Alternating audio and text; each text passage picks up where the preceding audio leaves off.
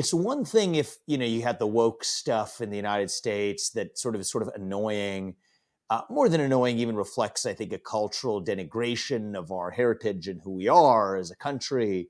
You see vestiges of that emerging in Europe, but against the conditions of economic plenty, right? In some ways, it was even a product of a Federal Reserve, and you could talk about the ECB playing a similar role in artificially creating money that didn't actually reflect underlying value. And you have the ability to engage in this sort of cultural indulgence that then the government's actually able to sort of codify through legal or quasi-legal means. It's another then when the tide recedes to say, okay, that stuff is here to stay, but I also can't afford my house anymore. Yeah. And that my wages have stayed flat, but prices have gone up.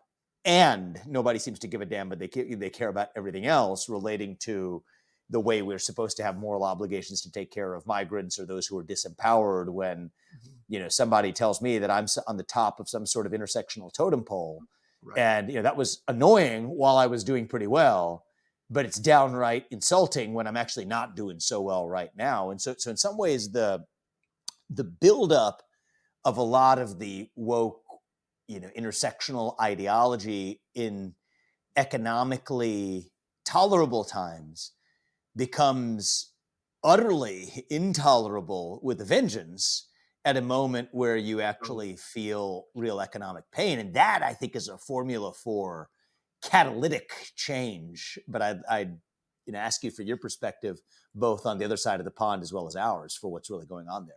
That is my perspective. I mean, you talk about yes. I mean, we are going to reopen a lot of questions that we thought were closed. Mm. Uh, Interesting. I mean, people talk about the popularity of books about civilizations and how civilizations decline both in Yeah. the United States and in Europe. And basically, we've done what our grandparents warned us against. We've traded a certain amount of independence, and we've traded independence for comfort, which is a trade that's always available to people. And we now, having traded away our independence, we now find we don't have enough independence to sustain our comfort, and so we're going to have to relearn some more kind of peasanty truths, I think, about like how to, about how it's maybe more valuable to build things than to dream things up, or about how you have to get up in the morning and do real work and that kind of stuff.